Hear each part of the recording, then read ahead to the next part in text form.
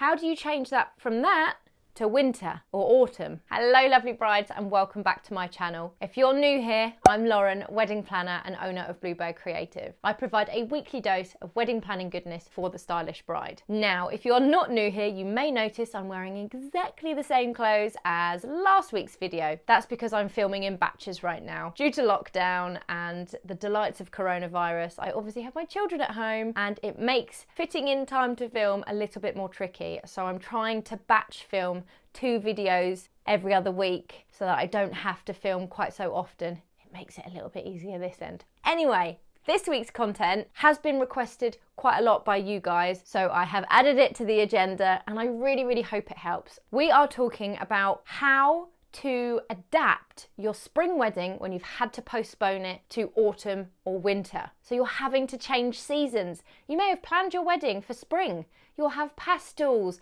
and beautiful spring blooms. How do you change that from that to winter or autumn? I'm going to dive into it now. Don't you worry, I have got some great ideas for you. Let's hop on in. Okay, so bless you lovely brides that are having to move your spring summer 2020 weddings into the autumn winter months. You may be having to do late autumn in 2020, or potentially you're looking at winter, February, March for 2021. You may even have postponed it to the end of 2021, who knows, but you're in those colder months now and you want to know how to change up your wedding without it costing a fortune and where you can actually just tweak the details to make it fit the new season that your wedding is going to be happening in. So my first idea is bringing in those cozy vibes. Make it all about the hygge. If you don't know what hygge is, H-Y-G-G-E, throw it into Google now. I love me a bit of hygge. Get cozy. Hygge is all about bringing people together, making it cozy, having amazing vibes, and it's all about togetherness and just being with people. And there's definitely a lot of cozy in there. So you could do that by adding blankets to outdoor areas. You could add blankets to indoor areas, to be honest. You could have them on chairs, on the benches. You could add some faux furs to the benches. You could add blankets as favours. What an awesome way to bring the cozy in. You can add heaters and fire pits to any outdoor areas, especially if you've got a smoking contingency in your party, then you may need to have that outdoor area. Obviously going to be a colder month, so you need to make sure that people are warm, and if there are any outdoor elements, then heaters are great. That is an additional cost, but you may find that you're removing other elements that perhaps were going to be outdoors that maybe don't fit with the colder months, so you can move your budget towards heaters and fire pits, say. Another idea is just adding a load of candles.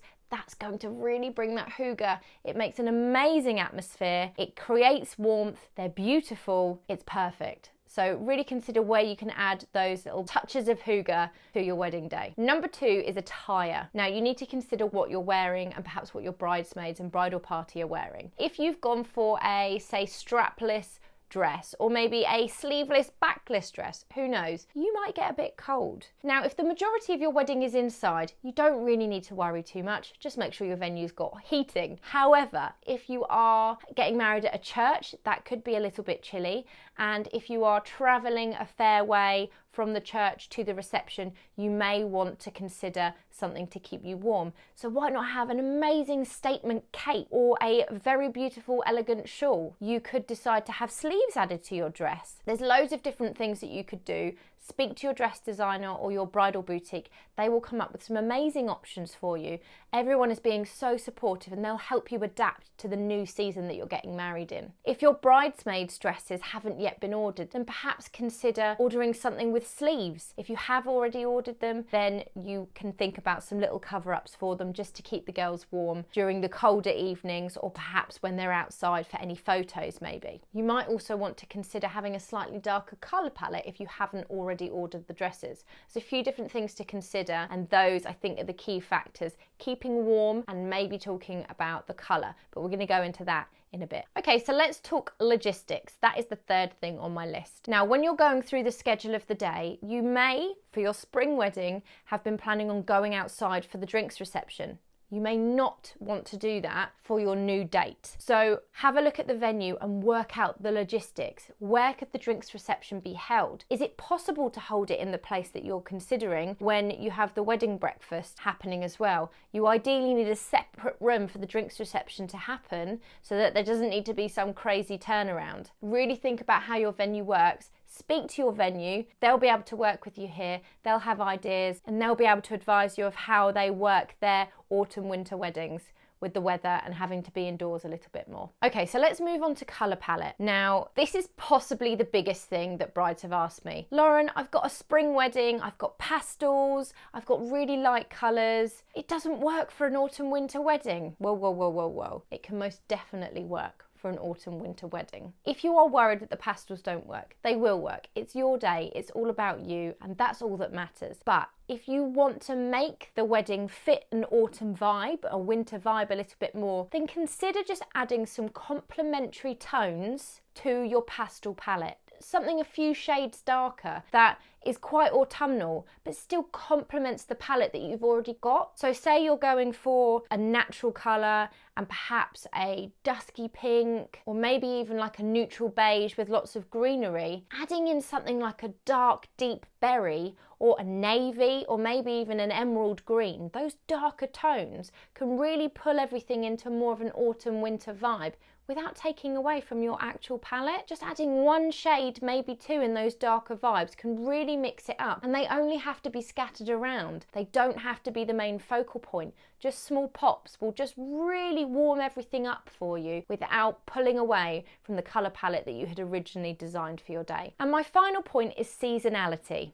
If that's even a word. I don't know if I've made that up. It feels like a word. So you need to consider the new season when it comes to, firstly, your flowers, and secondly, your food. So when it comes to the flowers, unfortunately, the flowers that you were originally going to have are not likely to be in season on your new wedding date. But speak to your florist. They are the professional and they will be able to guide you in how they can make your original style, budget and colour palette work for the new season. They'll be able to bring in those slightly darker tones that will fit with the new vibe and the new season, creating a bit more warmth for you. And they'll be able to find some flowers, they won't be the same flowers, but some flowers that match the palette that you had, perhaps bringing in those darker colours as well. Speak to them, do not panic about this. They will make it work for you. They'll be able to work with you to create something just as beautiful. When it comes to the food, you'll just again need to bear in mind what's in season. What are they offering on their menus at the different time of year? And you might want to change your menu anyway. Say you were going for a light salad starter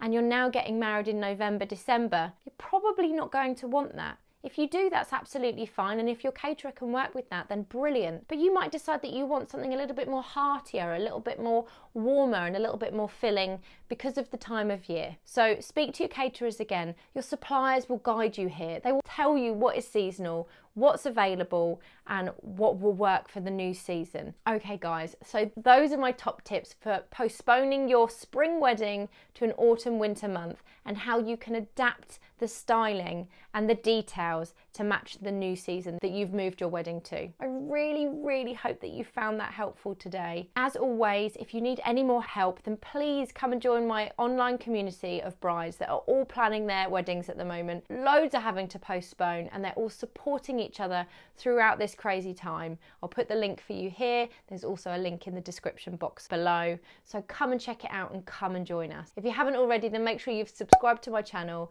and I will see you guys next week for some more wedding planning goodness. Happy planning, guys.